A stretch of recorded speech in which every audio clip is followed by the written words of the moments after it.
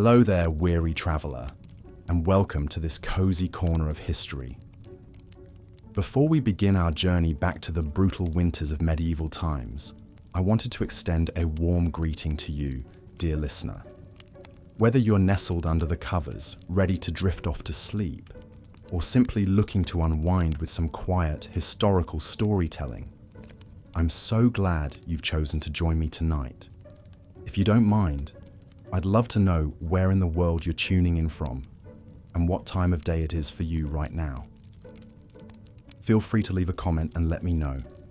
It's always such a delight to see the diverse community of history enthusiasts gathered here. And if you enjoy this style of calm, immersive tales from the past, go ahead and click that subscribe button so you don't miss the next installment. But for now, let's allow the stresses of the modern world to melt away as we travel back to a time long ago when winter's icy grip held far more peril than most of us could imagine. A time when the changing of the seasons brought not just inconvenience, but genuine fear for survival. Picture yourself in the countryside of medieval Europe.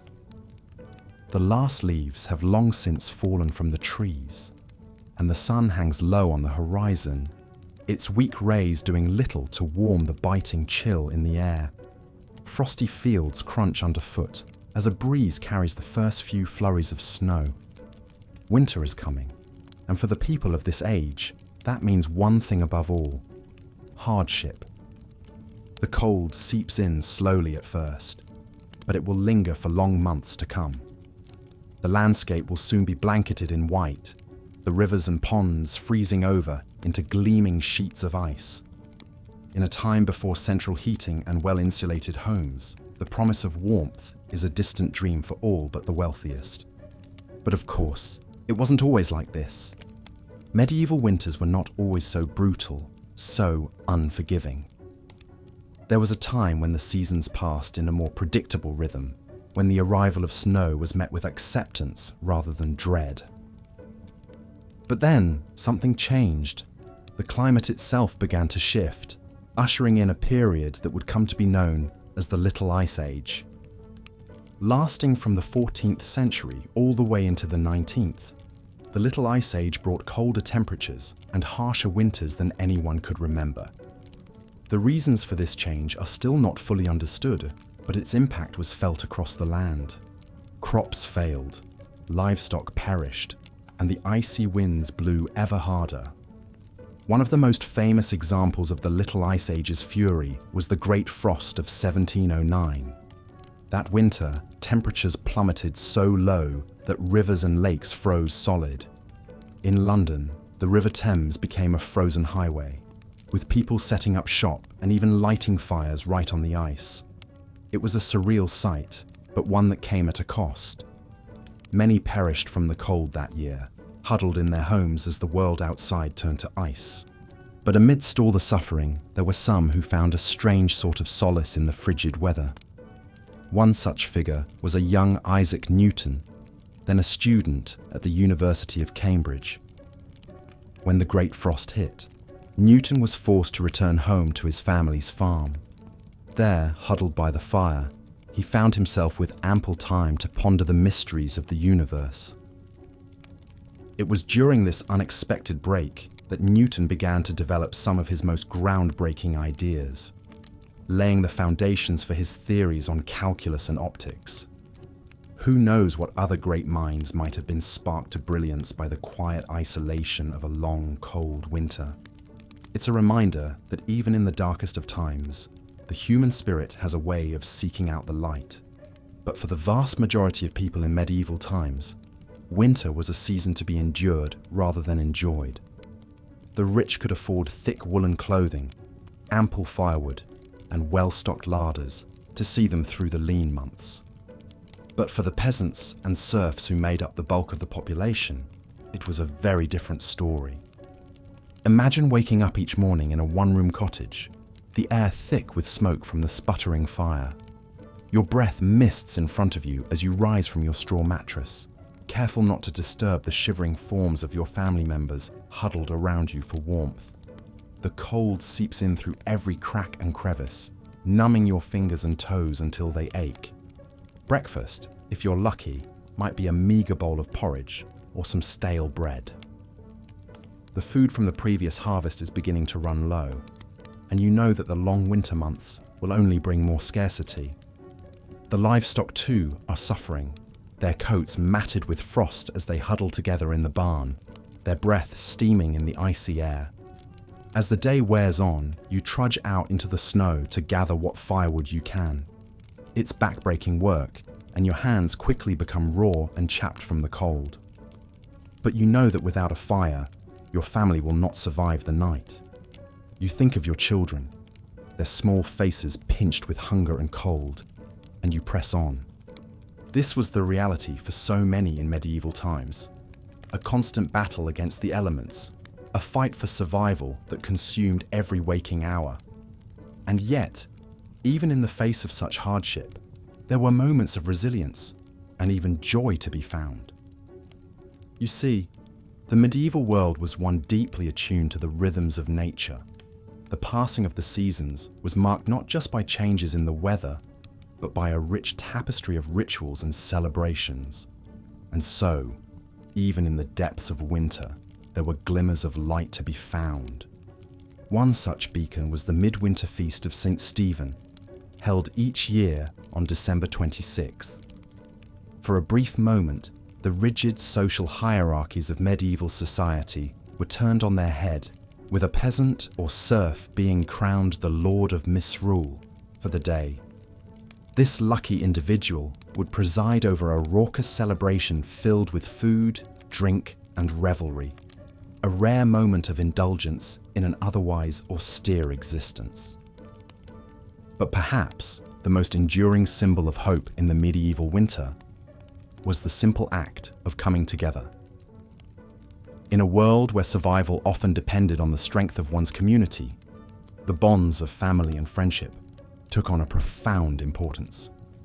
Imagine, if you will, a small village huddled against the snow. The smoke from the chimneys mingles with the leaden sky, a sign of life amidst the barren landscape. Inside the homes, families crowd together around the hearth, telling stories and sharing what meager scraps of food they have. There is a sense of unity here, a shared sense of purpose in the face of hardship. Neighbors trudge through the snow to check on each other, bringing extra firewood or a pot of stew to those in need. In the flickering firelight, faces are lined with weariness, but also with a quiet determination. They have survived winters past, and they will survive this one too.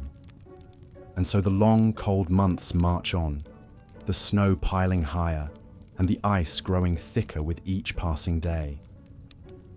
But even in the darkest depths of winter, there is a glimmer of hope on the horizon. For the people of medieval times knew that no matter how brutal the season, spring would come again.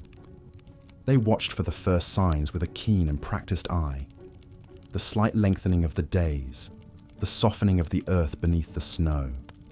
And when at last the thaw began, it was celebrated with a joy and reverence that we can scarcely imagine today. Plough Monday marked the official end of the winter season, a day when work in the fields could begin anew. The ploughs that had lain idle for so long were brought out and blessed in elaborate ceremonies, a symbol of the renewed cycle of life. As the first furrows were cut into the earth, there was a palpable sense of relief and gratitude in the air. Life had been hard, yes, bitterly hard at times, but they had endured. Through the long dark of winter, through the hunger and the cold and the gnawing uncertainty, the people of medieval Europe had held fast to the promise of spring. And now, as the land began to thaw and green shoots pushed their way towards the sun, that promise was fulfilled. It's a resilience that is hard to fathom in our modern age of convenience and comfort. The idea of facing such relentless hardship year after year is almost unimaginable. And yet, there is something deeply humbling in the knowledge that our ancestors did just that. They faced the brutal reality of their world with a strength and fortitude that is nothing short of remarkable. They found hope in the darkest of times and joy in the simplest of things. And in doing so, they left us a legacy of resilience that echoes down through the ages. So the next time you find yourself shivering on a cold winter's day, take a moment to remember those who came before. Remember their struggles and their triumphs, their sorrow and their joy. And above all, remember the unbreakable human spirit that carried them through even the harshest of winters. Because in the end, that is perhaps the greatest lesson we can learn from the medieval world. That no matter how dark the night or how cold the wind, the promise of spring is always waiting just around the corner. And with that, dear listener, we come to the end of our journey through the brutal winters of medieval Europe. I hope that these tales of hardship and resilience have brought a new perspective to your own experiences of the season. May you always find warmth and comfort in the bonds of family and community, just as our ancestors did so long ago. And may the promise of spring light your way through even the coldest of nights. Thank you for joining me on this cozy corner of history. And remember, if you enjoyed our time together tonight, I'd love it if you'd subscribe and share these stories with a friend. There are so many more fascinating tales to explore together. But for now, I'll bid you a fond good night.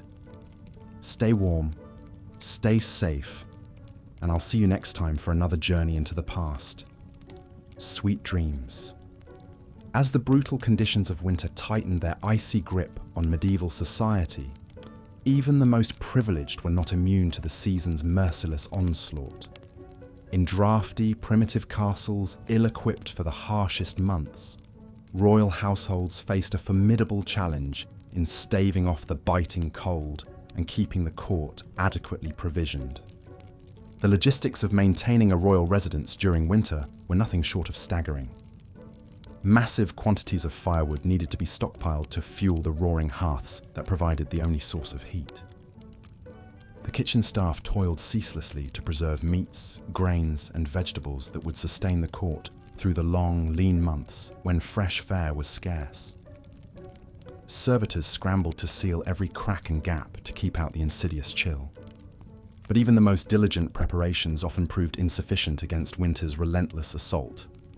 In one particularly chilling tale, a medieval queen is said to have tragically perished from exposure within her own palace walls.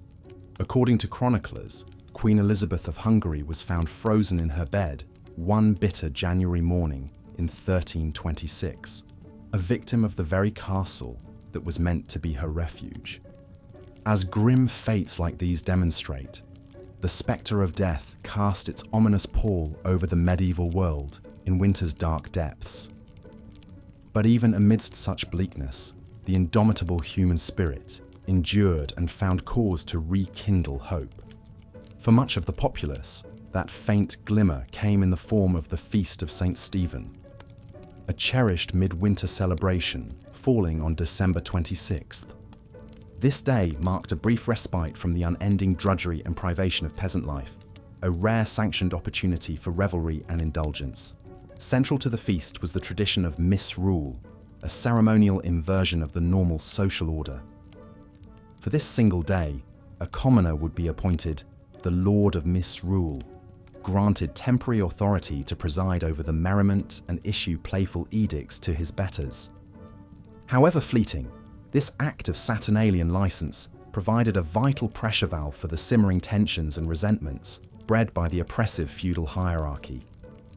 The rigid lines between lord and vassal blurred for one mirth-filled day, where all could partake as equals in the feasting, gaming, and carousing. The sense of community fostered by such celebrations was more than mere diversion. It was a critical survival mechanism. With winter's cruelty threatening to break both body and spirit, the bonds of fellowship and goodwill forged during the Feast of Stephen and similar revelries helped sustain the populace through the leanest times. One chronicle from 1377 recounts the poignant tale of two peasant families, neighbours whose meagre winter stores had been exhausted long before spring's arrival. On the verge of perishing from hunger, they pooled the last of their tattered resources to share a humble meal on the feast of St. Stephen. That gesture of generosity and unity gave them the strength to endure the season's remaining ravages. Such acts of compassion formed the very marrow of medieval society in winter, when a helping hand extended to a frostbitten traveller or an extra log given to a shivering widow could spell the difference between life and death.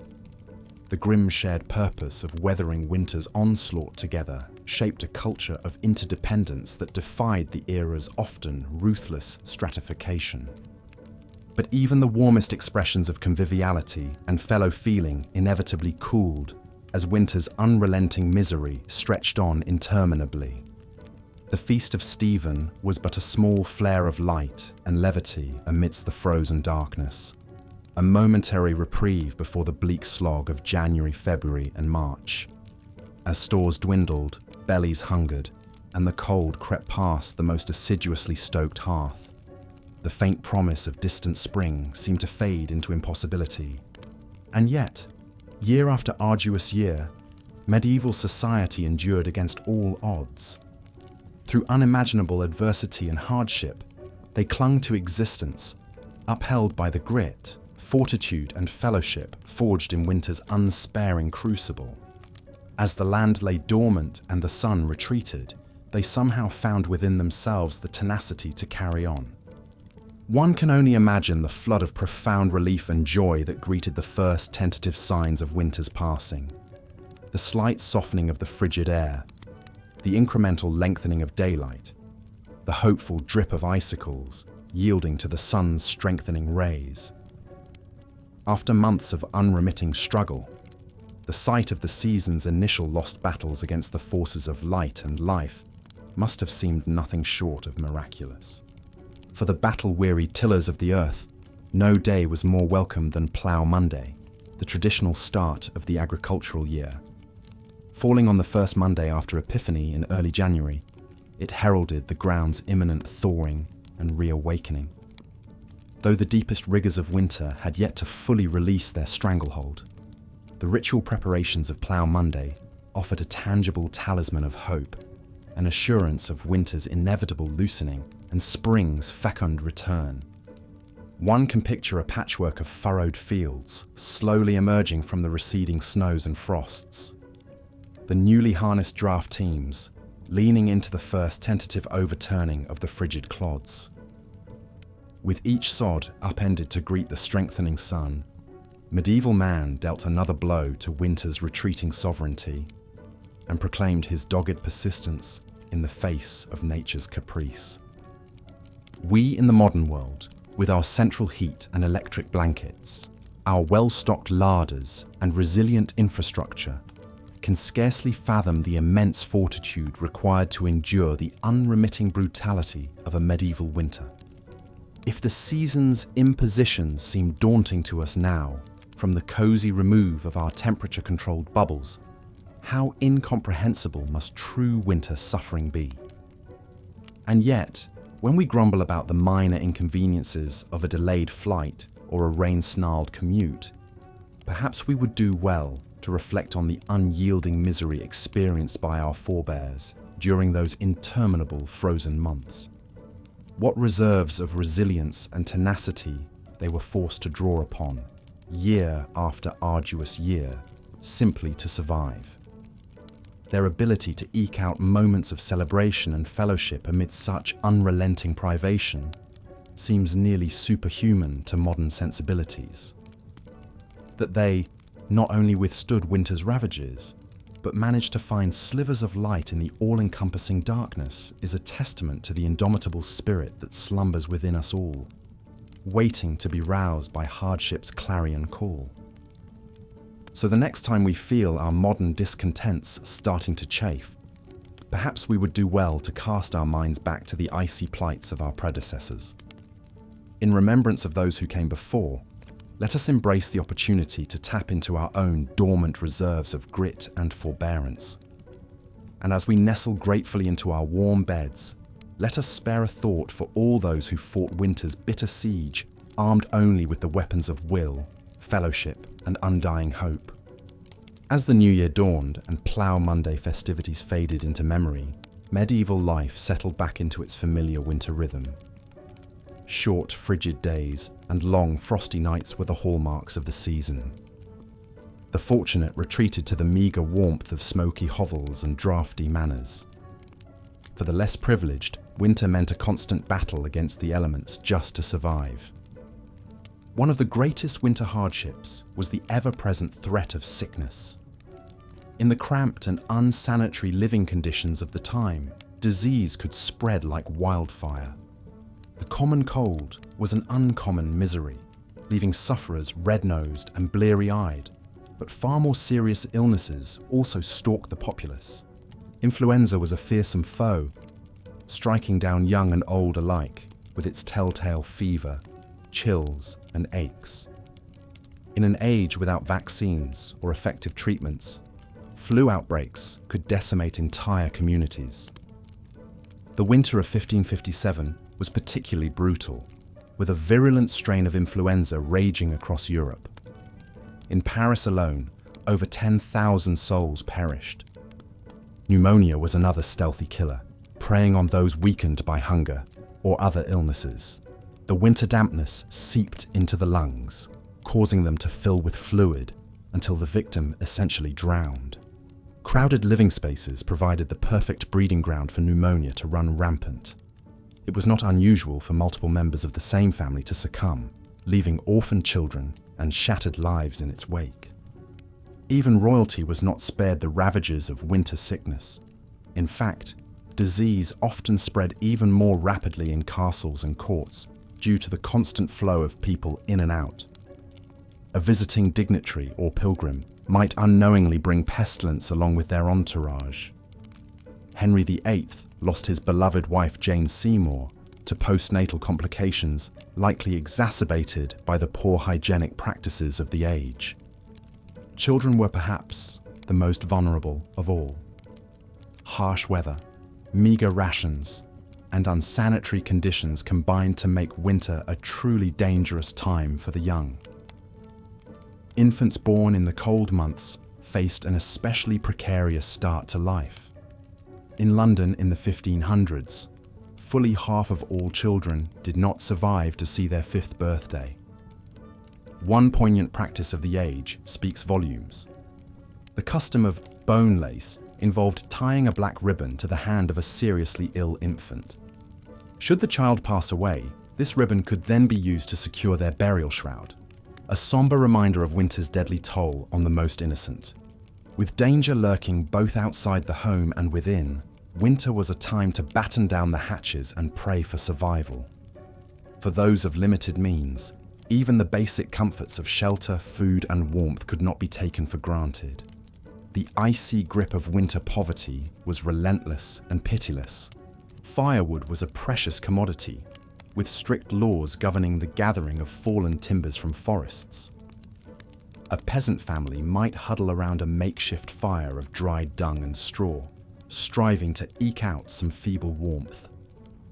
Shivering livestock shared what heat there was, their breath steaming in the frigid air. Food supplies dwindled to a meagre subsistence of salted meat, dried peas, and coarse bread. The autumn harvest bounty was a distant memory, and the first shy greenery of spring was still months away. Foraging for winter nutrients meant scouring the stark landscape for hardy fare, like nettles, garlic, and mushrooms. The scarcity of fresh vegetables in winter made for some very dreary dinner pots. A typical pottage might contain peas, beans, salted pork, and, if lucky, some foraged greens and wild onions for flavour. Tasteless and tedious, but enough to keep body and soul together until spring. For many, even this unappealing monotony was an unattainable luxury. Storms, droughts, pests, and other calamities could obliterate food stores, plunging entire regions into crisis. The Great Famine of 1315 was a particularly harrowing time, caused by relentlessly heavy rains that rotted crops in the fields across northern Europe. Contemporary accounts paint a chilling picture of desperate people reduced to eating dogs, horses, and even human flesh in their hunger. Parents were said to have smothered their starving children as an act of mercy. Corpses littered the streets and fields, too numerous for proper burial. Although this famine was remarkable for its severity and scale, localized crop failures and food shortages were an ever-present menace. A medieval winter diet walked a tightrope between subsistence and starvation. It was a time of hunkering down with the knowledge that things would likely get worse before they got better. Beyond basic survival, winter affected every facet of medieval culture. Leisure, religious worship, and even crime and punishment took on the unmistakable stamp of the season. The sheer drudgery of scratching out an existence in the bitter cold coloured all aspects of life. Socially, winter was a time of drawing in and relying on the bonds of family and community. The cheery gatherings around the Yule log gave way to more sedate pursuits. With travel treacherous and daylight scarce, people looked inward for amusement and enrichment during the long, dark evenings. Telling stories and singing songs helped to while away the hours. The flickering light of rushlights or tallow candles illuminated scenes of sewing, weaving, and whittling. With idle hands seen as the devil's playground, industriousness was more necessity than virtue. Winter's confinement at least provided ample time for such gainful activities. For the literate, winter offered a chance to curl up with a good book, although this was a rather exclusive club. In England, at the close of the 15th century, a humble tradesman's library might boast a Bible, a book of hours, and perhaps some merry jests or tales of Robin Hood. Only the wealthy could afford the lavishly illuminated volumes so prized by bibliophiles. Those who could read often did so aloud for the benefit and entertainment of the whole household. Winter was a time for sharing treasured stories of brave knights, canny tricksters, and star-crossed lovers. The chivalric adventures of King Arthur and his court were perennial favourites, their intricate plots and noble themes helping to transport listeners far beyond the close confines of their winter refuge. Less wholesome entertainments also served to liven up the tedium of winter days. Gambling with dice was a popular pastime, often leading to heated tempers and empty purses. The clatter of knucklebones and the rattle of dice would ring out in many a tavern and great hall as fortunes were won and lost. Drink was another common winter diversion, the fermented comforts of ale, mead, and wine helping to boost both body temperature and spirits. Public houses saw a roaring trade, offering fellowship, entertainment, and an escape from the bitter cold. Inebriation often led to looser tongues and lower inhibitions, sparking lively debates, bawdy songs, and occasionally a brawl or two. The short, dark days of winter also lent themselves to quiet reflection and spiritual contemplation. The church held great sway in the medieval mind, and winter was a time for drawing closer to God. With agricultural work at a lull, more time could be devoted to prayer, penance, and good works. The traditional nativity plays and pageants of Christmastide gave way to more somber devotions as winter deepened. The pious might undertake pilgrimages to holy sites, braving the harsh conditions as a sign of their commitment and devotion. Others spent hours in hushed churches, fingering rosary beads numb with cold and meditating on their eternal soul. Charity was also an important winter value, with almsgiving seen as a Christian duty. The 7 acts of corporal mercy laid out a blueprint for generosity, feeding the hungry, giving drink to the thirsty, sheltering the homeless, clothing the naked, visiting prisoners, comforting the sick, and burying the dead. In a season of scarcity and hardship, small gestures of human kindness could make all the difference. Of course, winter's harshness sometimes brought out the worst in human nature as well. Crime tended to rise as desperation set in and opportunities for theft increased. With people spending more time indoors in close quarters, tempers often frayed, leading to a spike in assaults and other violent crimes. The medieval justice system was ill-equipped to deal with this seasonal surge in lawlessness. Trials were often delayed until the weather improved, leaving the accused to languish in dank and overcrowded jails. Punishments could be harsh, with fines, floggings, and even executions meted out to those found guilty. But even in the face of winter's bleak realities, the indomitable human spirit endured. People found small joys and moments of levity where they could. The distant promise of spring sustained them through the darkest and coldest nights. The lengthening days of February brought a welcome reprieve with the feast of St. Valentine on the 14th. This ancient pagan fertility rite, Christianized into a celebration of love, was enthusiastically embraced by the people of the Middle Ages. It was a bright spot of warmth and tenderness in the very heart of winter's depths. The custom of drawing names for Valentine's sweethearts was well established by the 15th century. Eligible ladies and lads would gather to draw slips of paper from a bowl, sealing their romantic fate for the next year. These annual pairings often led to merry flirtations and sometimes even marriages. Flowers, sweets, and sentimental verses were common tokens of affection exchanged between Valentine's sweethearts. The simple act of receiving a handmade card from an admirer could set hearts aflutter, even in the chilliest weather. Winter, for all its woes, could not freeze the fires of love. As the feast of St. Valentine passed into Lent, the austerities of the season intensified. But there was a sense that the worst was now behind and brighter days lay ahead. The snowdrops and crocuses poking their fragile heads through the frost offered tangible evidence that winter's icy reign was finally weakening. Throughout the Middle Ages, the relentless cycle of the seasons shaped every aspect of life, and no season stamped its mark more firmly than winter. It was a time of privation and hardship, when mere survival was an achievement.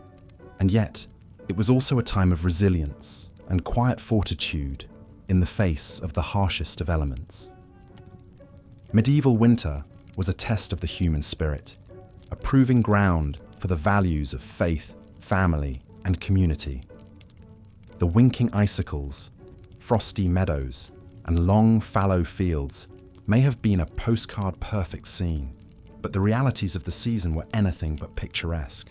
However, this crucible of snow and ice and want also forged a people of remarkable grit and endurance. The Middle Ages were built on the backs of those who could weather the very worst that winter had to offer and still find a reason to hope for spring. There is perhaps no greater tribute to their stubborn vitality. So the next time you find yourself bemoaning a delayed train or a slushy sidewalk, spare a thought for your medieval ancestors. Unequipped with thermal socks, central heating, or weather apps, they faced each winter as a battle to be fought with every resource at their disposal.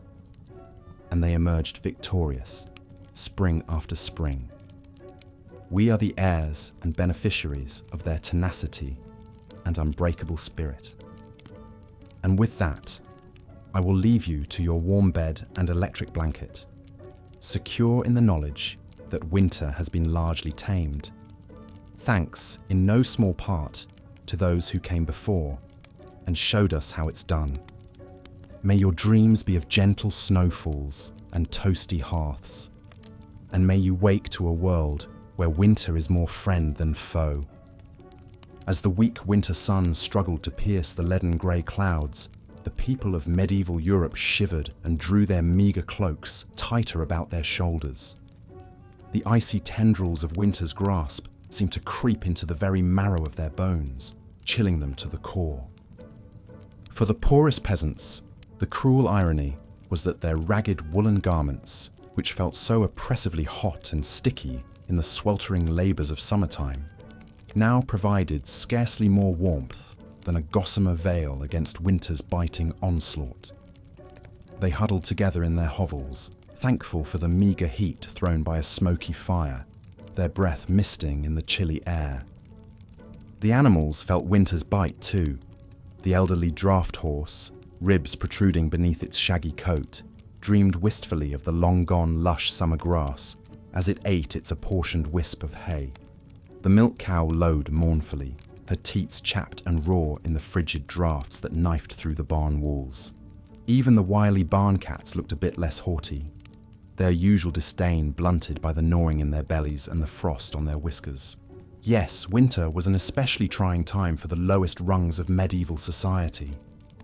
But even the nobility, cocooned in their grand, draughty castles, were far from immune from the deprivations of the season.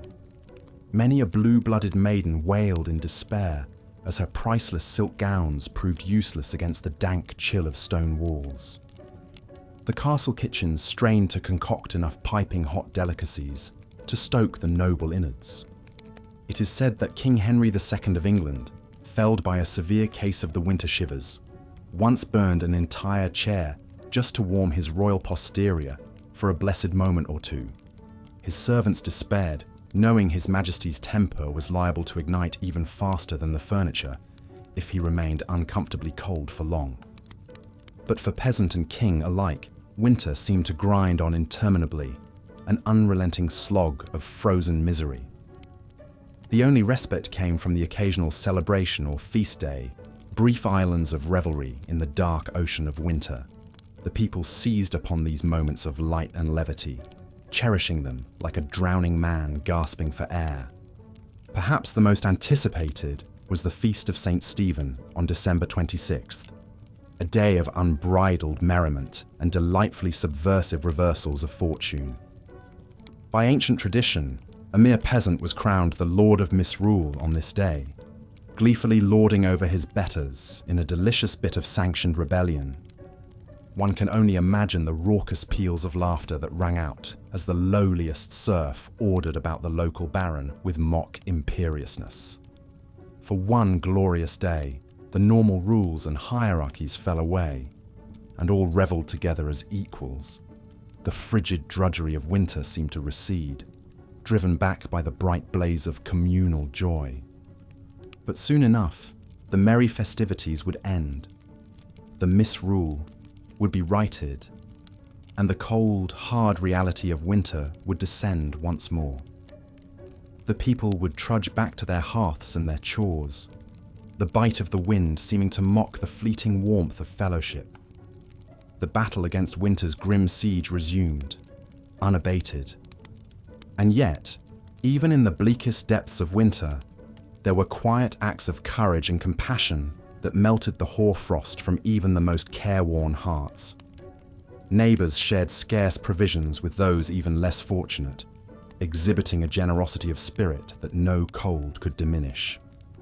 A certain Dame Matilda of York was said to have once given her only cloak to a poor beggar woman, shivering herself through the long walk home. When questioned why she would relinquish her one defence against the brutal cold, she simply smiled serenely and said, "The warmth of human kindness is a fire that never goes out." Such selflessness, such nobility of spirit, was the secret weapon with which the medieval people armed themselves against winter's relentless battery. For though winter could freeze their fingers and toes, it could not touch the invincible summer that reigned eternal in their hearts. And so they endured, they persisted, they triumphed in their own way over the harshest of seasons. The first green buds of spring were more than just a welcome sight.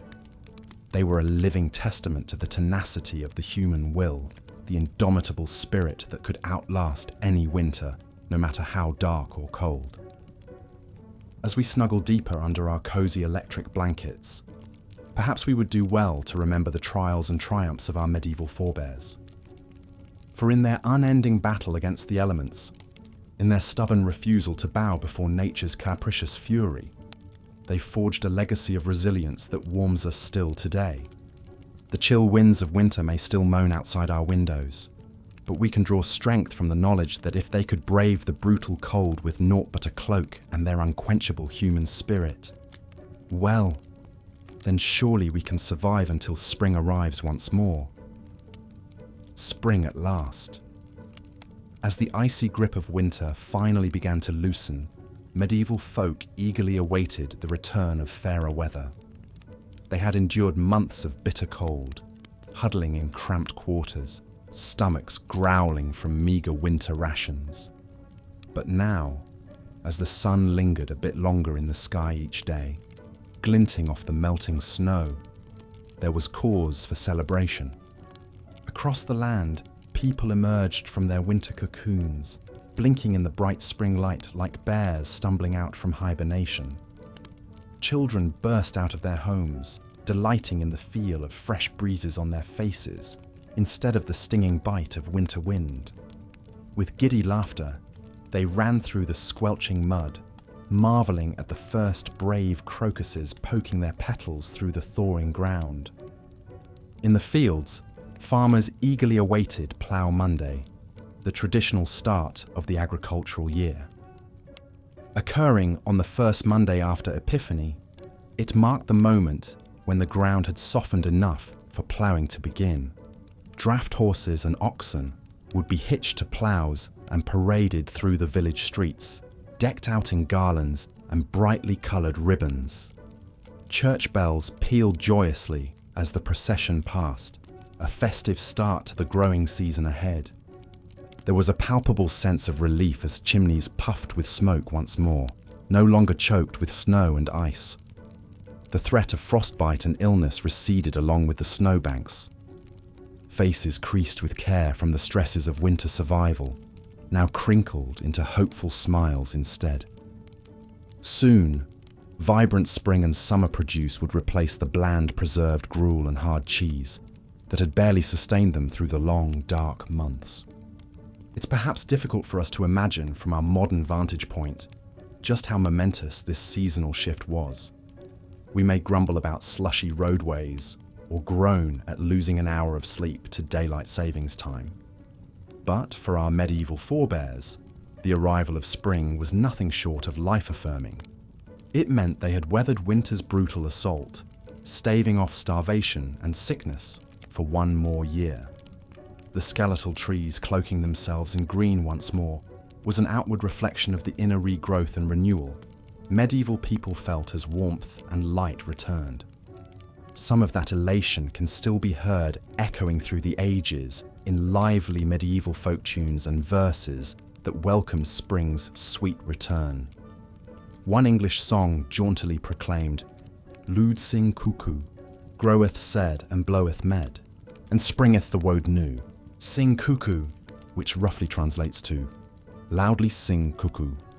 The seed is growing and the meadow is blooming, and the wood is springing up anew. Sing cuckoo. The sheer, irrepressible joy is palpable, spilling out in simple yet evocative rhyme. So let us take a moment to appreciate the immense fortitude, resilience, and zest for life embodied by our medieval ancestors. Through the harshest conditions imaginable, they endured, making it through each winter by the grit of their teeth and the bonds of their communities. And when spring sun and birdsong broke winter's oppressive silence at long last, they revelled wholeheartedly, knowing they had once again triumphed over nature's cruelty. As we nestle into our warm beds, perhaps grumbling half-heartedly about the chill outside our windows, we might spare a thought for those long-ago souls, the ones who would heave sighs of pure relief as the snow gave way to mud, flinging open their shutters and letting the spring air rush in. The ones who met winter's brutality with a tenacity and exuberant will to live that should humble us to this day. Let their strength be a reminder to us when we face our own bleak seasons, literally or metaphorically. If they could emerge from the depths of winter privation with such unabashed joy, then surely we too can find wellsprings of hope to sustain us. The thaw will come, the sun will return, and we will step out once more into the light. Voices joined in a resounding chorus of "Lud sing cuckoo." The blizzards and bitter frosts continued to torment the land, but medieval folk possessed a stubborn resilience. Even in the darkest depths of winter, they found ways to help each other weather the storm. Neighbours shared what meagre food they had, taking turns hosting communal meals. Villagers assigned young men to check on elderly widows, bringing them firewood and repairing their ramshackle huts. One such widow was Agnes, an old woman with no family to care for her. Her bones ached fiercely in the cold, and her hands trembled as she tried to kindle a fire, to no avail. She had nearly given up hope when there was a knock at her door. It was Tom, a strapping village lad, his cheeks ruddy from the biting wind. He brought not only an armful of logs, but a sack of dried peas and a haunch of salted pork, donated by other villagers. Tears of gratitude streamed down Agnes's wrinkled face as Tom stoked a roaring blaze in her hearth. For the first time in weeks, warmth seeped back into her frail body. Such acts of generosity were common in these lean times. The wealthy and even the nobility were not exempt from compassion. Lady Margaret, wife of the local earl, was known for her charity in winter months.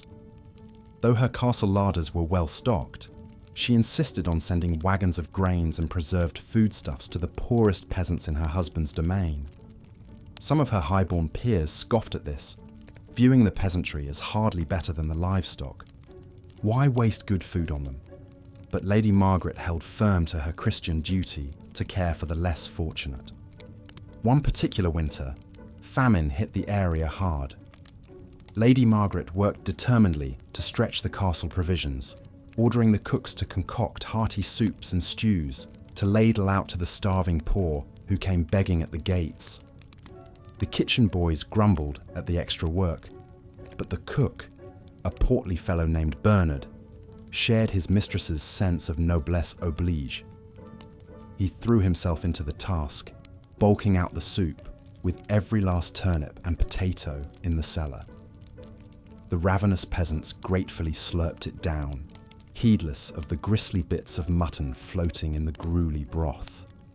For some, it would be their only meal for days. As winter dragged on, even Lady Margaret's coffers began to run low. She took to quietly selling some of her jewels and finery to buy more supplies from neighbouring towns.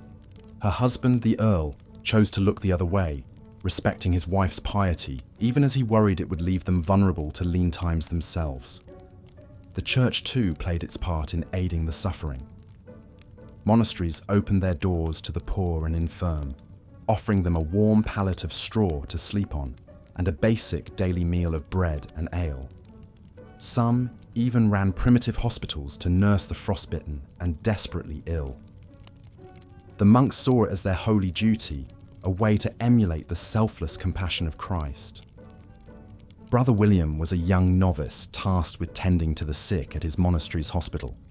Though the sights and smells of disease and decay turned his stomach, he forced himself to ladle broth into the mouths of toothless elders and change the pus-soaked bandages of weeping sores. He prayed fervently for the strength to endure this trial and thanked God that his station in life spared him the worst ravages of winter. For winter was the great equalizer, laying low rich and poor alike with its icy scythe.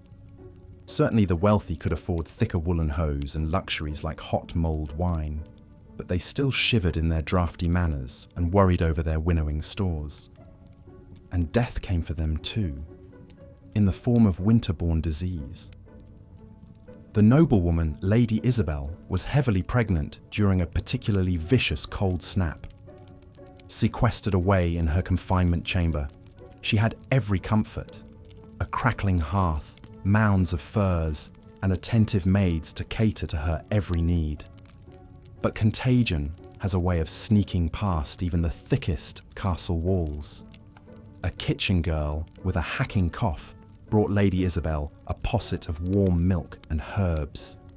Within days, the expectant mother was burning with fever, her lungs rattling. The child came too soon, a tiny wisp of a thing that never drew breath. By week's end, Lady Isabel too was dead. The king himself was not immune.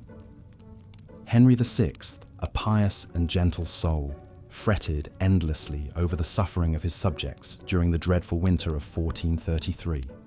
The royal physicians prescribed him a tonic of cinnamon and ginger to ward off the cold humours, but still he sank into a deep melancholy, unable to warm his hands, even when thrust practically into the roaring hearth. Some whispered it was God's punishment for Henry's weakness as a ruler. In truth, seasonal depression was an affliction that could strike any man, from mightiest king to lowliest serf. As the days slowly began to lengthen and the tightly clenched fist of winter finally started to loosen, people allowed themselves to dream of spring. Soon, they prayed, the land would thaw and the first tentative buds would appear on the skeletal trees. The great wheel of the farming year could begin to turn once more. In the earliest days of spring, on the first Monday after Epiphany, medieval folk celebrated Plough Monday. This was when the first symbolic furrow would be cut into the frost-spangled earth, a hopeful portent of the crops to come. Village men blackened their faces with soot for luck and paraded through the muddy lanes with their ploughshare held high, singing bawdy songs to wake the slumbering soil. Afterward, there was dancing and hearty food, and much quaffing of ale. It was a promise, a covenant, that the dark days of winter were passing and brighter tomorrows lay ahead. The same eternal cycle played out at all levels of society. In the great halls of dukes and countesses, minstrels struck up a merry tune and couples leapt into a lively carol dance, flush with the optimism of a new year. The king hosted a lavish feast for his court, the tables heaped with delicacies like roast swan and marchpane sweets. Even the lowly peasant Giles and his brood felt a weight lift from their shoulders as they ventured out to their humble plot. Giles clutching the pouch of precious saved seed that meant a future of full bellies. The wretched widow Agnes, who had been knocking on death's door, found herself stirring a bubbling pot of pottage, humming tunelessly. She had made it through winter's gauntlet to see another spring dawn. Praise be to God. Winter was brutal, there was no escaping that fact. It brought with it a host of miseries and hardships, from hunger to bone-chilling cold, to the constant spectre of death and disease. But it was also a time when the true resilience and communal spirit of medieval people shone through. Staring into the abyss of winter bleakness, they responded with generosity, with grit, and even with defiant celebration. They understood that winter was an inescapable part of the great cycle of life, and the best way to conquer the cold was to hunker down and endure it together. So as you huddle beneath your cozy duvet, perhaps grumbling about the exorbitant heating bill or scraping a bit of frost from your windshield, spare a thought for your medieval ancestors. Reflect on how they survived winter after winter in a world before electric blankets, central heating, and grocery deliveries at the click of a button. Though our modern winter woes may seem all-consuming in the moment, they pale in comparison to what medievals faced each year.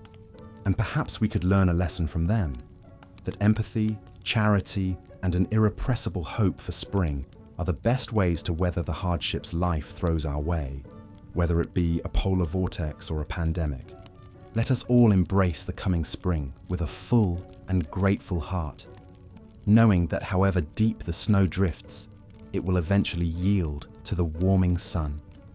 The harshness of winter only makes the blossoming of spring all the sweeter. And so, as a medieval king might say, let us winter bravely, so that we may spring eternally. Frost crackles underfoot as you trudge through snowdrifts, breath clouding in the icy air. Icicles glitter in the pale sunlight, hanging from the eaves of wattle and daub huts. The village lies hushed and still, huddled against winter's onslaught. This is what winter looked like for most of our medieval ancestors. Not the cozy scenes we imagine of merry feasts in snug castles decked with holly and buzzing with music and laughter. No, for the vast majority, winter was a time of bone-chilling cold, gnawing hunger, and grim survival. The spectre of winter hunger was never far away. With crops withered and livestock scarce, putting food on the table became a daily battle. Grain stores dwindled, and bitter herbs and shriveled turnips were soon all that stood between a family and starvation. One bitterly cold winter in 1315, a medieval English manor's harvest fell short by a third due to storms and freezing weather. The desperate serfs were reduced to eating the straw roofs off their huts and boiling the leather from their shoes, all the while still forced to labour for their lofty lords. Malnutrition weakened the body's defences against winter maladies. The common cold could quickly morph into life-threatening pneumonia or bronchitis. Influenza cut through villages like a scythe, felling young and old alike as they shivered in their shabby shelters. With teeth chattering, medieval folk huddled together against the chill, packing into the relative warmth of shuttered houses. Yet this close-quartered coziness came at a cost. The stale, smoky air, ripe with the odours of unwashed bodies, festering chamber pots and dirty rushes, was a breeding ground for disease.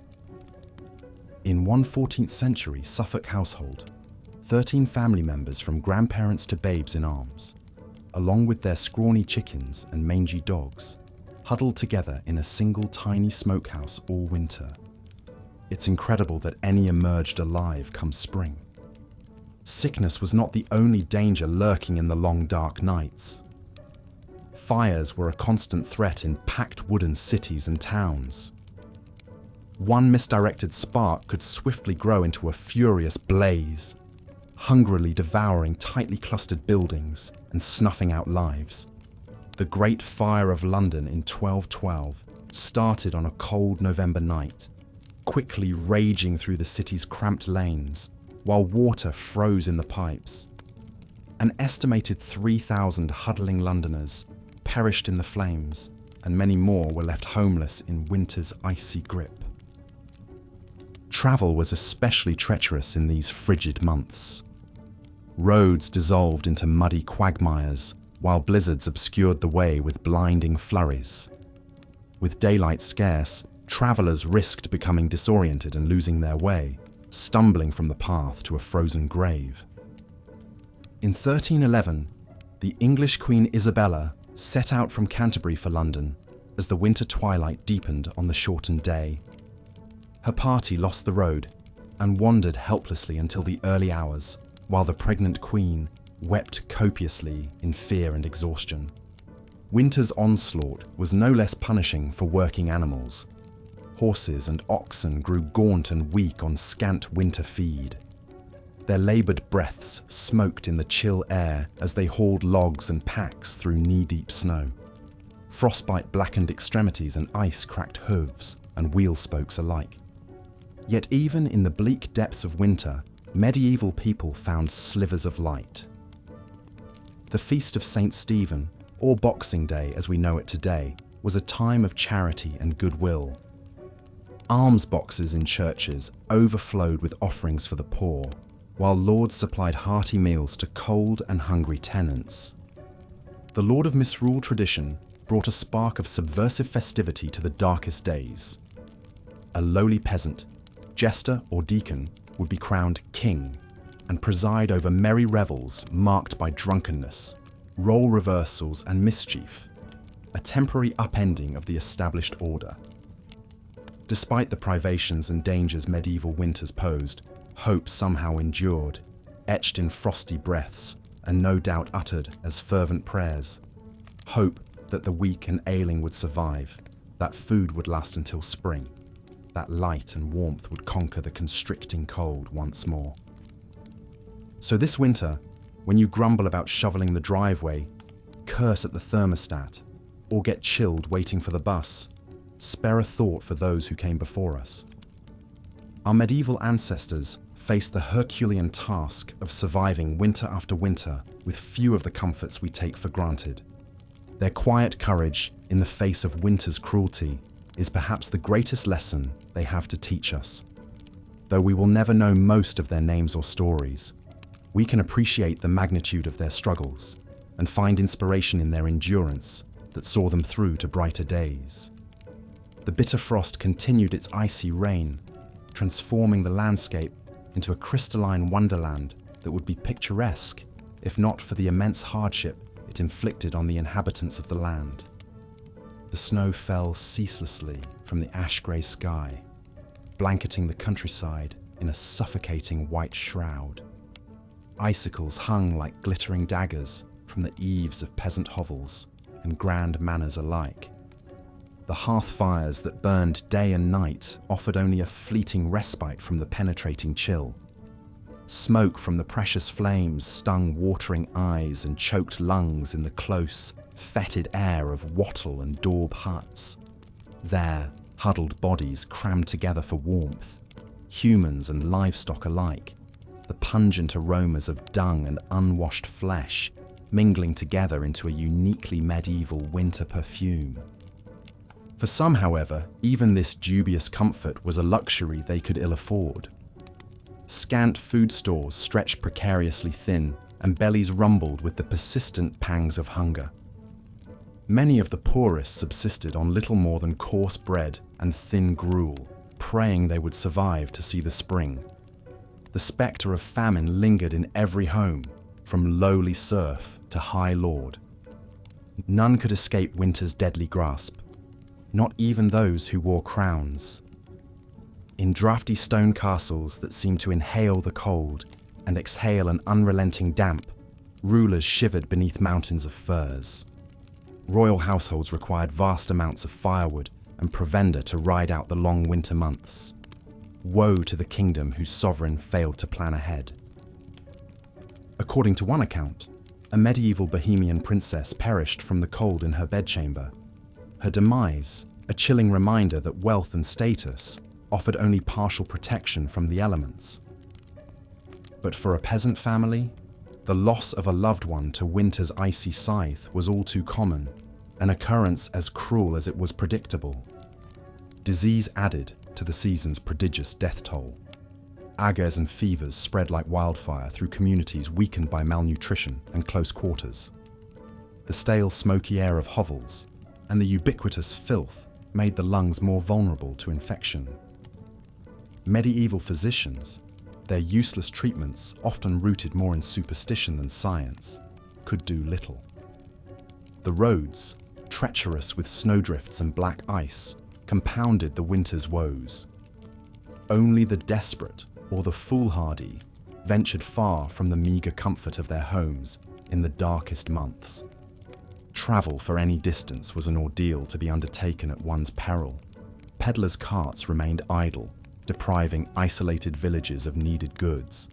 Tithes and taxes went uncollected, to the vexation of liege lords and clergy. And woe to the army that had to mount a campaign over snow-choked roads, their supply lines stretched taut and fraying in the frigid weather. The winter of 1407 saw one of the Middle Ages' most astonishing military feats, born of this brutal necessity for wintry warfare. The redoubtable Welsh rebel leader, Owain Glyndwr, faced off against the superior forces of future King Henry V in the high mountain passes. Glyndwr's men, accustomed to harsh conditions, drew the English into a trap amid the blinding blizzard. Hapless in their heavy armour, the English ranks broke and fled, with many perishing from exposure. Glyndwr's stunning victory, won as much by the winter as by Welsh martial prowess, lives on in legend to this day. The winters of medieval Europe were often marked by devastating famines that claimed countless lives. When the cold lingered and spring planting was delayed, food shortages quickly followed.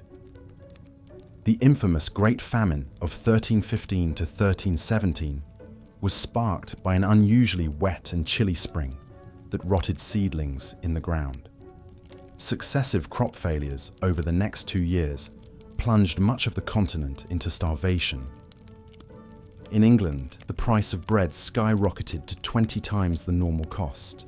The poor resorted to eating grass, roots, even the bark off trees. Desperate bands of scavengers dug up graves to cannibalize the dead. It's estimated 10 to 25% of the population of cities like Ypres and Bruges in modern-day Belgium perished. In the French town of Tournai, a citizen wrote in his diary that the poor were eating dogs, horses, and other unclean things. The misery was compounded by crime and disease, as malnourished citizens turned to theft and violence to survive. One heart-rending account from the St. Mary's Abbey Chronicles relates the fate of a starving woman imprisoned for stealing a loaf of bread. The woman was pregnant and starving, but the baker would give her no bread, so she stole a loaf and was caught. The judges would not pardon her, so she was hanged. As she died, the infant fell from her womb before the eyes of the people. The child lay bloody and screaming on the ground, but no one wanted to touch or rescue it, and the baby soon died where it fell. The famine finally eased in 1318 when the weather turned favourable again and crops began to grow. But the spectre of starvation stalked the land every winter, ready to reap a grim harvest at the slightest adversity. For medieval people, winter was always a time of gnawing unease, if not outright terror, as they prayed their meagre food stores would last until spring. Malnutrition weakened the populace and left them vulnerable to disease. The close, unsanitary living conditions of winter led to frequent outbreaks of infections like influenza, dysentery, and pneumonia. Respiratory illnesses especially took a heavy toll, spread by coughing in stale, smoky air as people huddled around fires. Something as simple as a winter cold could quickly turn deadly in the Middle Ages. Even the doctors of the era were of little help, relying on dubious treatments like bleeding and purging with laxatives to restore the balance of a patient's humours. The Emperor Charlemagne allegedly died of pleurisy in the bitter winter of 814, after his doctors treated him with poultices and unguents to no avail. Many historians believe the Black Death of the 14th century spread so quickly because malnourished citizens packed together in winter quarters had little resistance to the disease.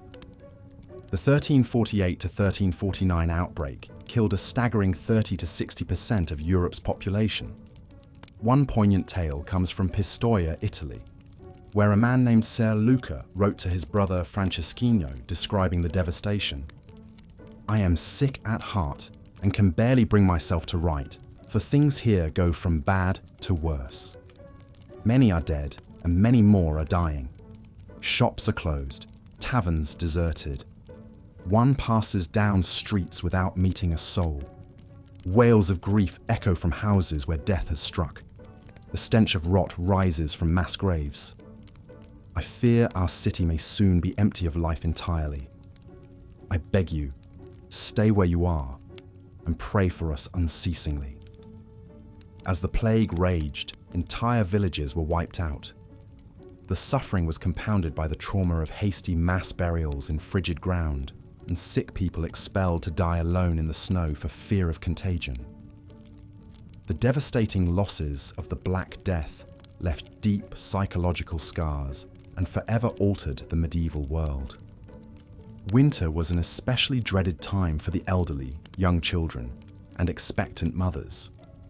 Without the benefits of modern medicine, these vulnerable populations frequently succumbed to cold, disease, or malnourishment. It's estimated that in some medieval societies, up to 20 to 30% of infants died within their first year of life, many during the harsh winter months. Complications of pregnancy and childbirth, exacerbated by poor diet and chilly conditions, claimed the lives of countless mothers and babies.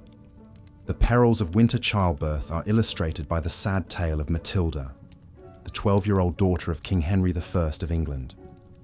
In the winter of 1120, Matilda was aboard a ship called the White Ship, sailing from France to England. The ship hit a rock and quickly sank, sending Matilda and hundreds of other passengers into the frigid waters of the English Channel. Matilda nearly escaped drowning by getting into a small rescue boat, but then cried out for her half-brother William, who was still in the water. When the boat rowed back to get William, so many desperate people tried to climb in that it capsized, casting Matilda back into the cold waves. The king's young daughter, pregnant with her first child, perished along with the rest. Her grief-stricken father was said to have fainted dead away at the news and never smiled again for the rest of his life. The very old and very young were always in peril during the bleak winters of the Middle Ages. If they managed to survive disease and starvation, they still might freeze to death in their sleep. The medieval poem, Sir Gawain and the Green Knight, contains a chilling, no pun intended, description of the elderly King Arthur shivering beneath his robes in a draughty castle hall, so cold his teeth chattered as he spoke. Without the insulating ice caps and glaciers we have today, winters in the Middle Ages were accompanied by raging snowstorms and devastating floods. In 1216, King John of England supposedly lost the crown jewels while crossing a marshy area in East Anglia called the Wash. Fleeing enemies in rebellion against his rule, John's baggage train was swallowed up by a surging high tide, whipped up by fierce gales. The king allegedly escaped by the skin of his teeth, but his treasure, including priceless jeweled crowns and scepters, disappeared into the churning waters, never to be seen again. John died of dysentery a few days later, a broken man. Some historians believe the loss of the crown jewels was the final blow that sent an ailing John to his grave. Winter storms often meant disaster for coastal communities battered by hurricane-force winds and massive waves. The Anglo-Saxon Chronicle records a terrible flood that struck England in 1099. On St. Martin's Day, the 11th of November, came a great sea flood through the length of this land, and overran it so far as no man remembered that it ever did before, and drowned many towns and a countless number of people. Another North Sea flood on January 16th, 1219, completely submerged the low-lying Netherlands, killing over 50,000 people. In an era with no early warning systems or emergency shelters, the population was completely at the mercy of the elements. All medieval folk could do was pray for deliverance as icy floodwaters rose and the wind howled like the very hounds of hell outside their frail homes. Harsh winters also meant an increase in fires as people did whatever they could to keep warm. The Anglo-Saxon Chronicle again gives a chilling account of a deadly London blaze in 1132. A dreadful fire broke out on London Bridge and spread so rapidly that before it could be extinguished, it burned down a great part of the city, with the principal church of St. Paul and the Cathedral of Canterbury, besides many other churches and houses. The force of the wind and the violence of the flames carried burning rafters and sheets of lead from the roofs an extraordinary distance. With most buildings made of timber and tightly crammed together, it's no wonder medieval cities were such tinderboxes. A stray spark or overturned candle could ignite an unstoppable inferno, especially when gale-force winter winds whipped the flames into a frenzy. People fled through narrow, twisting streets as their homes burned behind them, often with little more than the clothes on their backs. There are countless tragic stories of families separated in the chaos, children trampled, and people trapped and burned alive. Given the limited firefighting technology of the era, often all citizens could do was throw buckets of water or snow on the flames and pray the wind would shift before the entire city burned. The devastation could be near total, leaving thousands homeless and destitute in the dead of winter. But perhaps the greatest danger of medieval winter was something that required no great blizzards, floods, or conflagrations. Sometimes the simple, inescapable, life-sucking cold was enough. It's hard for us to imagine in our modern world of central heating and thermal fabrics, but the bone-chilling damp and constant dark of winter was an adversary from which there was little defense in the Middle Ages. With only smoky fires and piles of furs to ward off the chill, winter cold sank deep into the bones of medieval people. Arthritis and rheumatism were common afflictions, the pain growing worse with every passing year. Extremities slowly went numb, then black with frostbite. Pneumonia and influenza ran rampant in close quarters. The cold seemed to seep into the very soul, sapping all energy and vitality. the 6th century British monk Gildas paints a grim picture in his work, On the Ruin of Britain. The nights are long and dark, the days dreary and chill. The air bites with malice, the icy blasts cut to the bone. All is blanketed in snow and frost. It is a time of great suffering for man and beast alike, when all the earth seems dead and frozen, locked in the clutches of a frigid hell. For the elderly and frail especially, winter was a time of dread, marked by a hopeless feeling that the warmth might never return. People piled on every article of clothing and huddled together for warmth, but still the cold crept in. Fires sputtered and died in the damp, leaving only plumes of acrid smoke that stung the eyes and choked the throat. Coughs and sniffles echoed in the darkness, interspersed with the groans of the sick and dying. The cold kept its icy grip round the clock, turning exhalations to frost and numbing appendages.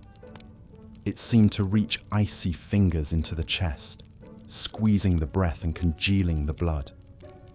Even the young and healthy moved as if through deep water, sluggish and yielding. There was no escaping winter's clutches in the Middle Ages, no Florida vacations or cozy electric blankets to take the edge off. The cold was a constant, merciless companion, sapping precious energy needed for survival. It's no wonder the medieval world measured the passage of time not in months or years, but in how many winters one managed to survive. To make it through to another spring was a triumph, one that grew more difficult with each passing season. But somehow, despite the brutal conditions, the rampant disease, the gnawing hunger, and the life-stealing cold, the people of the Middle Ages endured. Year after year, winter after merciless winter, they shouldered on, armored only in their indomitable spirits. When the last meager stores of food ran low, they tightened their belts another notch. When the fire burned down to embers, they drew another tattered blanket close. And when the dark pressed in from all sides, they huddled together and whispered stories of brighter days to come. There is a moving passage in the 14th century English poem Piers Plowman that captures the sheer resilience of the medieval spirit. Through woe and winter's bale, frost and snow and sleet and hail, all shall pass and peace prevail, hope shall triumph and never fail. Even in the darkest depths of winter, medieval folk found small joys and moments of grace. Neighbours shared what little they had with those who had even less. Amid the cold and dark, people came together to sing and pray. At night, some swore they could hear the voices of angels in the howling winds, promising that warmth and light would come again. And so the people of the Middle Ages held fast to hope, clung fiercely to life, and kept their eyes fixed on the far horizon where spring lay in wait. They knew in their bones that winter, no matter how brutal and unrelenting, was always a temporary state. The sun would return, the snows would melt, and the world would be reborn, as green and glorious as if winter had never come at all. All they had to do was endure, and endure they did, with a strength forged in the very ice and stone of the season. The winters of the Middle Ages were brutal, merciless, and seemingly endless. They brought hunger, disease, destruction, and death. But they also brought out the best in the human spirit, the unshakable will to survive, to hold fast to hope, to come together in compassion and kindness. The medieval world was tempered in winter's icy crucible and emerged stronger for it, a little tougher, a little wiser, with a bone-deep appreciation for the turning of the seasons. So perhaps we can learn a lesson from our medieval forebears as we grumble about scraping a few inches of frost from our windshields. For them, winter was a matter of life and death, a season to be survived with gritted teeth and unshakable resolve. And survive they did, passing down to us their tales of a winter's wrath and the invincible power of the human spirit. In the dead of our modern winters, May we remember their fortitude and find in it the inspiration to shoulder through our own dark days. The people of the Middle Ages stared winter full in its icy face and refused to yield. They endured floods and famine, blizzards and blackest night. They buried their dead in frozen ground and woke to the groans of the starving. But always, always they held fast to the promise of spring. And if they could make it through winter after winter with little more than faith and furs, then surely we can find the strength to face our own battles, knowing that the thaw will come and light will return. The brutal winters of the medieval world may be long past, but their lessons echo through the ages, a testament to the enduring power of the human spirit. So let us walk in the footsteps of our ancestors and meet winter's chill with courage, compassion, and unshakable hope. For if they could brave the darkest season with heads unbowed, then so too can we. Winter is coming, but spring, as the medieval world knew so well, is never far behind. As the chilling winds howled across the frozen landscape, medieval folks gathered round the flickering light of the hearth fire. Huddled together for precious warmth, they shared tales of winters past, those harsh and unforgiving seasons that tested the mettle of even the hardiest souls. In humble cottages and grand manor houses alike, the sting of winter's icy breath knew no bounds. Drafty shutters and thin thatched roofs offered scant protection against the relentless cold.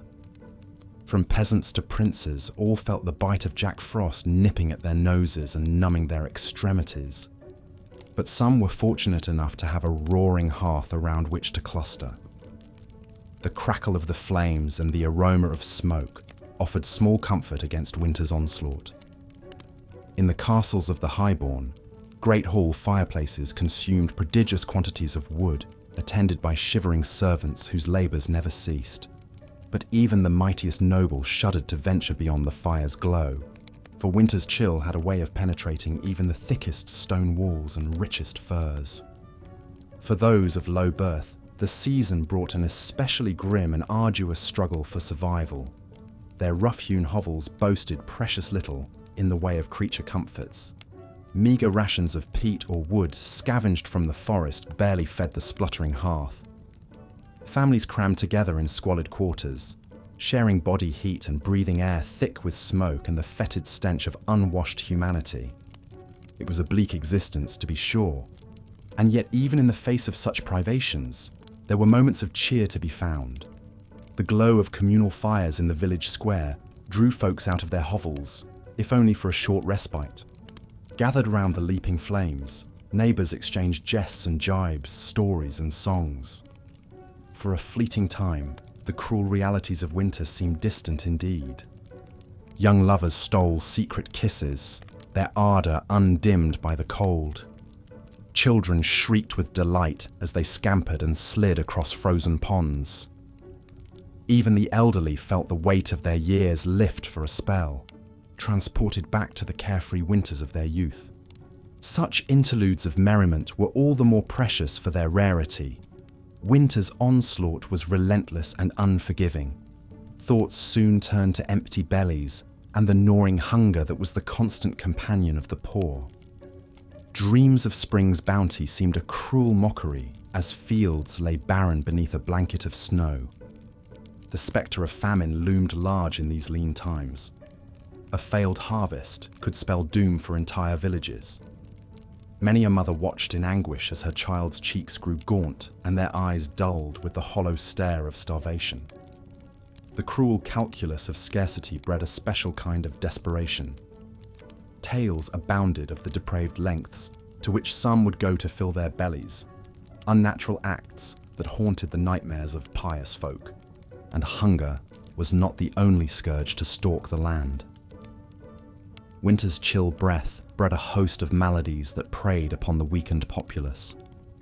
The hacking cough of pneumonia echoed through many a hovel as loved ones looked on helplessly.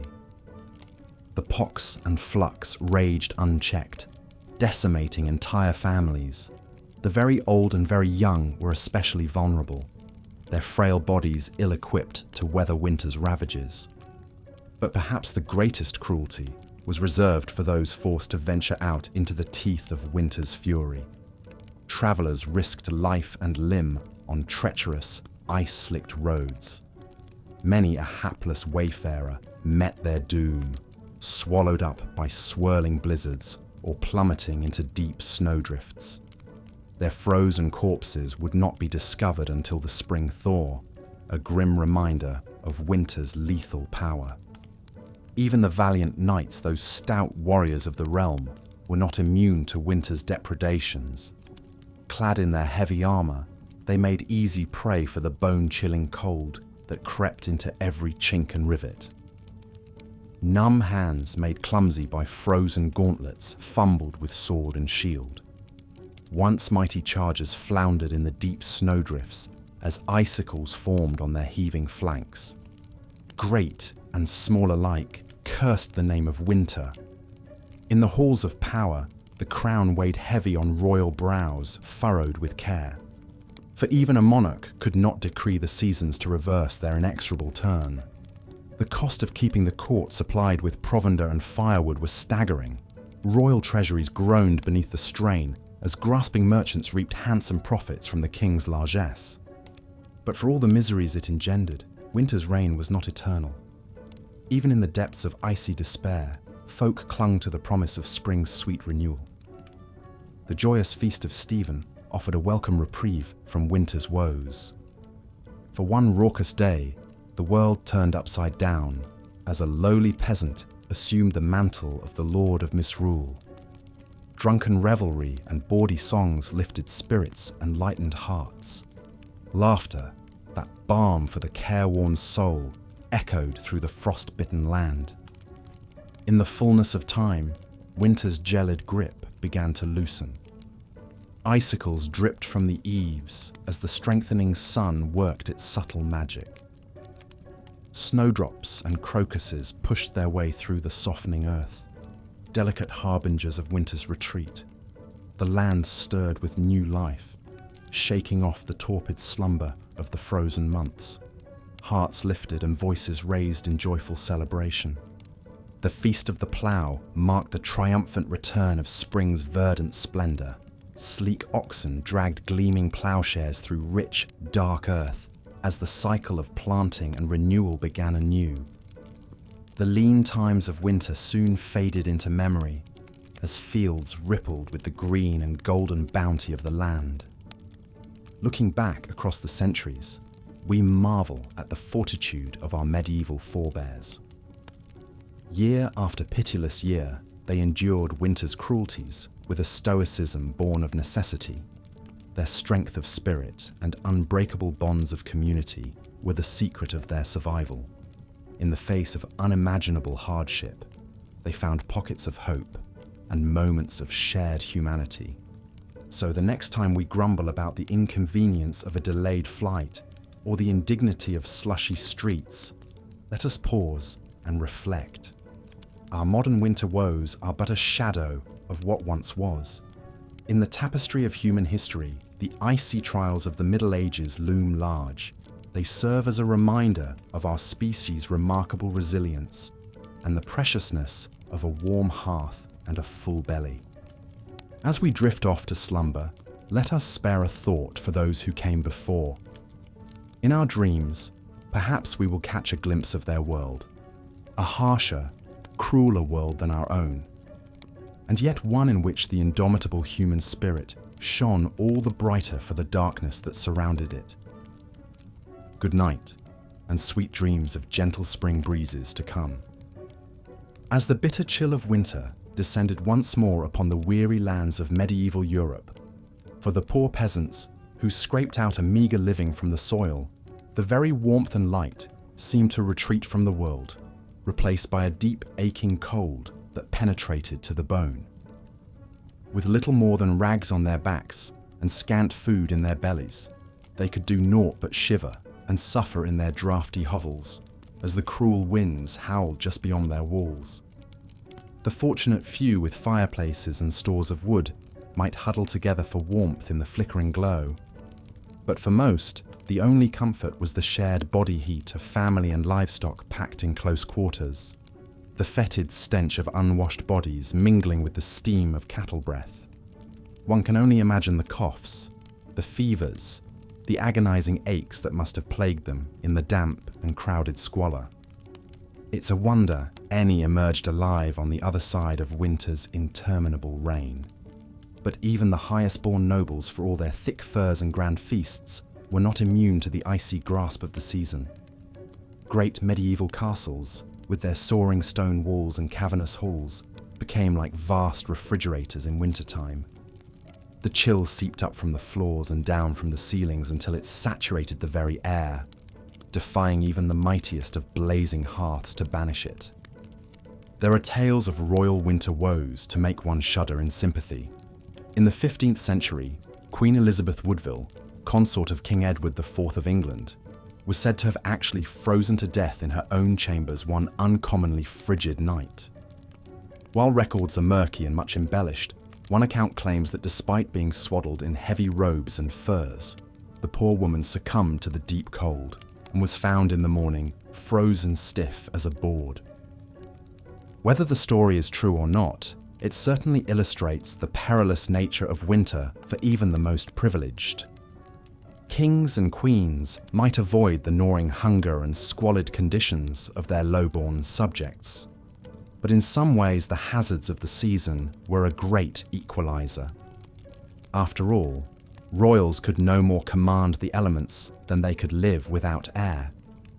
The chill found its way into even the most luxurious of medieval bedchambers. And so, as the days grew shorter and the nights ever darker and more frigid, the whole of medieval society braced itself for the annual onslaught of winter's wrath.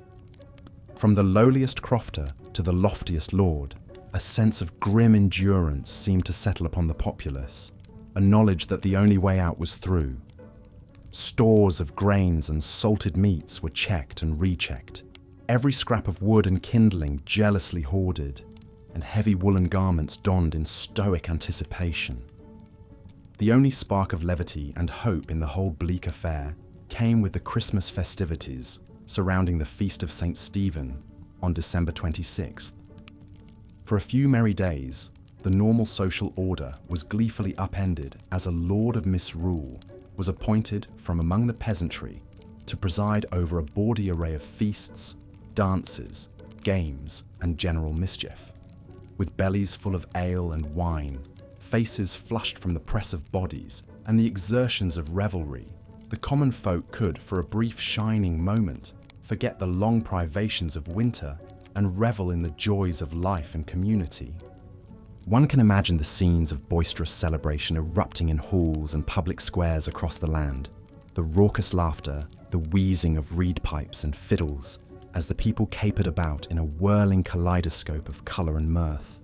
For once, serf and nobleman mingled freely, the usual lines of class and station erased in the spirit of goodwill and fellowship. The Lord of Misrule, perhaps a puffed-up young peasant lad with stars in his eyes, issued grandiose proclamations and ridiculous decrees to the delight of all. It must have been a heady thing, that burst of misrule and saturnalia amid the bleakness. But as with all things, the festive season was but a temporary respite, the eye of the storm. As the Yule log burned down to embers and the last wassail bowl was drained, the people drifted back to their hearths, and the aching cold darkness once more descended. The gaiety of St. Stephen's Day and the Lord of Misrule's brief, shining reign were replaced again by the grim business of survival as winter tightened its grip.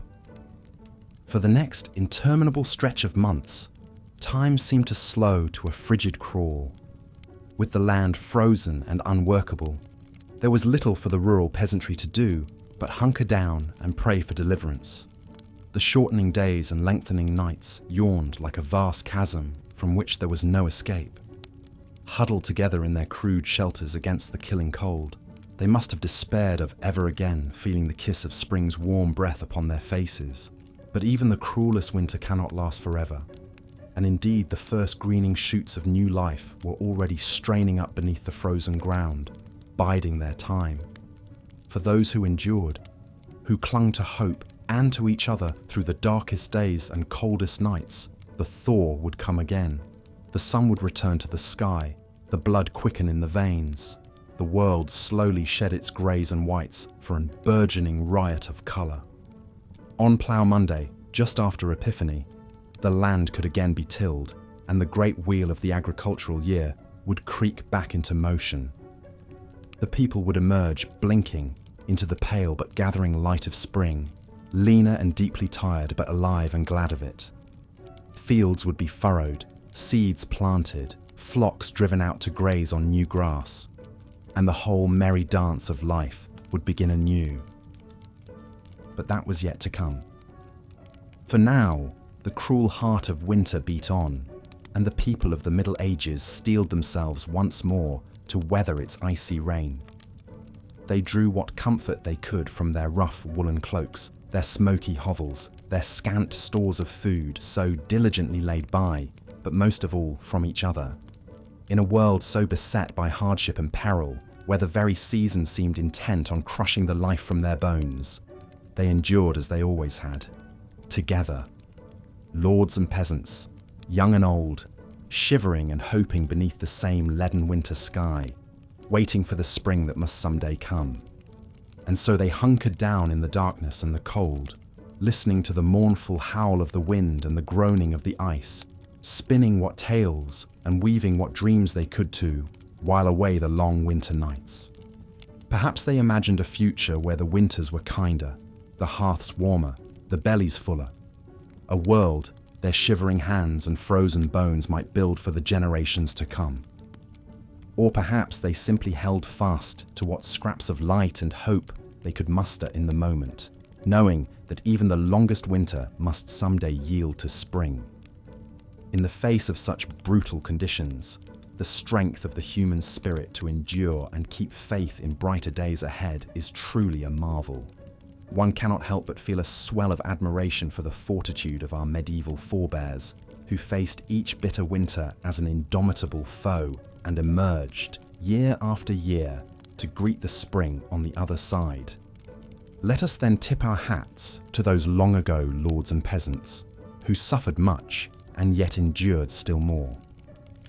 In our modern world of central heating and on-demand grocery deliveries, it can be easy to forget the hardships they faced as a matter of course. But as we drift off to sleep in our warm beds, perhaps we can spare a thought for those huddled medieval masses and marvel at the strength that carried them through winter after winter, waiting for the light's return. In a world so often cold and dark, such enduring hope and resilience is a fire that cannot be quenched, burning on from their distant hovels to our own night-swaddled rooms. May we keep that flame alive in our hearts, come what winter may. As the long winter months dragged on, medieval folk looked forward to any opportunity to lift their spirits and foster a sense of community and goodwill amidst the hardships. One such beacon of hope was the Feast of St. Stephen, celebrated each year on December 26th. Though the origins of this midwinter celebration are somewhat obscure, by the Middle Ages it had become a cherished tradition across much of Europe. After the solemn religious observances of Christmas Day, St. Stephen's Day was a time for merrymaking, feasting, and the playful reversal of normal social roles. Central to the festivities was the custom of misrule, where a peasant or commoner would be appointed Lord of Misrule for the day and granted the power to command their social superiors.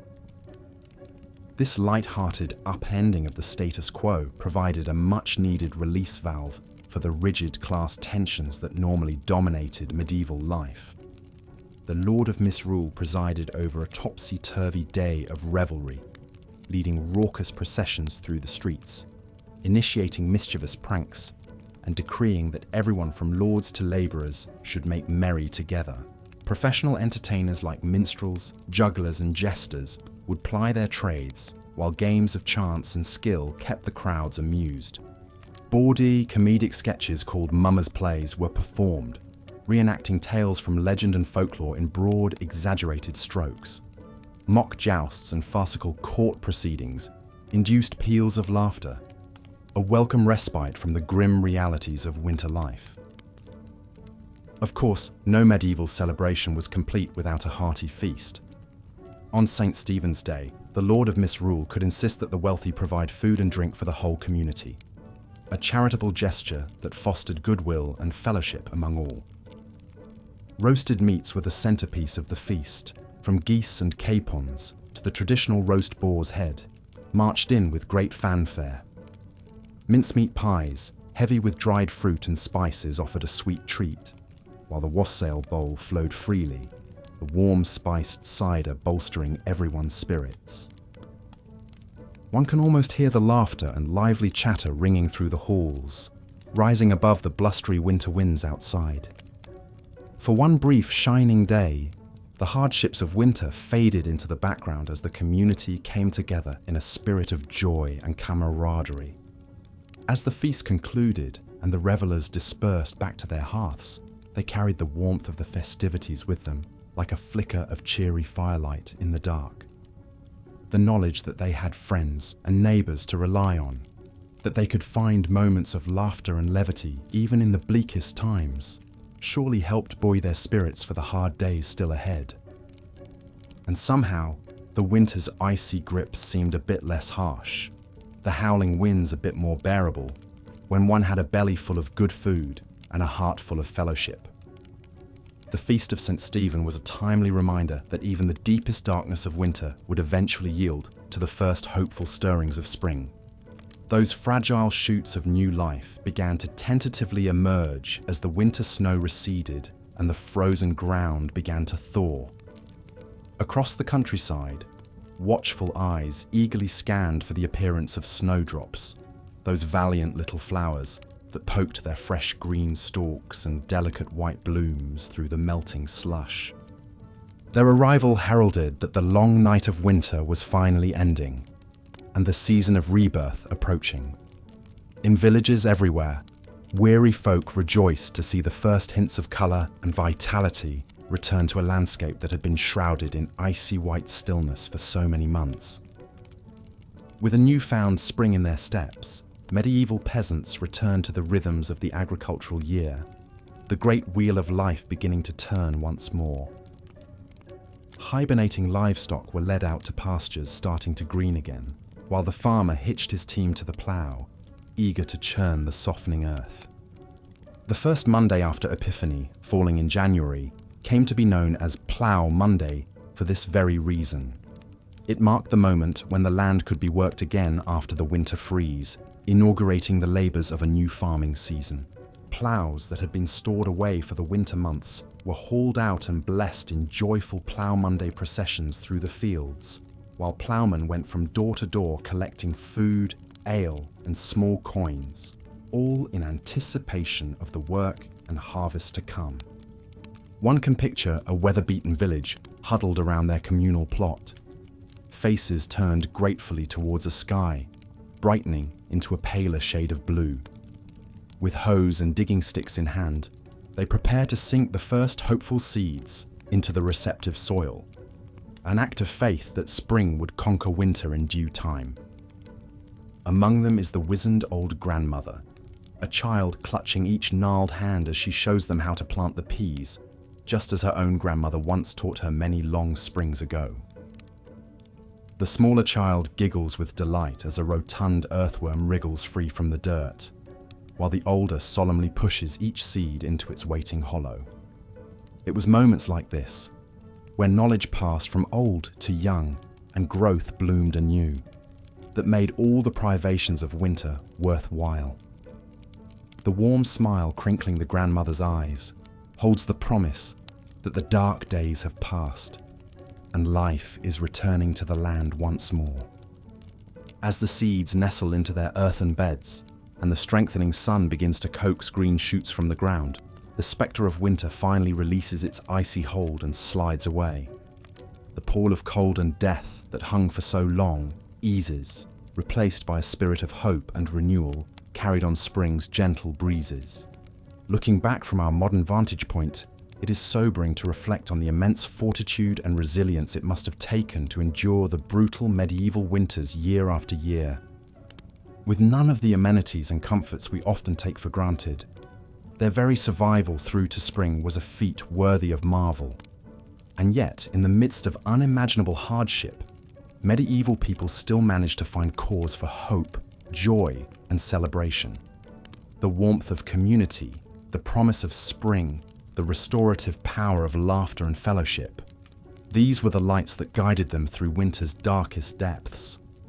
Perhaps, as we snuggle deeper under our cozy comforters, cozily insulated from the cold, we could spare a thought for our long-ago ancestors. The next time the winter wind rattles our windows and we grumble at the chill, we might pause and smile wryly, recognizing that our winter woes likely pale in comparison to what they faced year after year, century upon century. And as we drift off to sleep, we can carry the knowledge that we too possess an ember of that same invincible summer that burned in the hearts of medieval folk. The assurance that spring always returns and life goes on, no matter how dark the winter night. So as the last light fades and the wind whispers a lullaby against the pane, I invite you to let your imagination wander back through the ages, to walk alongside those distant ancestors as they triumphed over winter's icy reign. May their courage and indomitable spirit inspire your dreams tonight. And if this journey through history has piqued your curiosity, I encourage you to like this video and subscribe to the channel. There are always more boring tales to lull you into restful slumber. Until next time, my friends, sleep well and dream of cozy hearths and fresh green shoots stirring beneath the snow. Good night.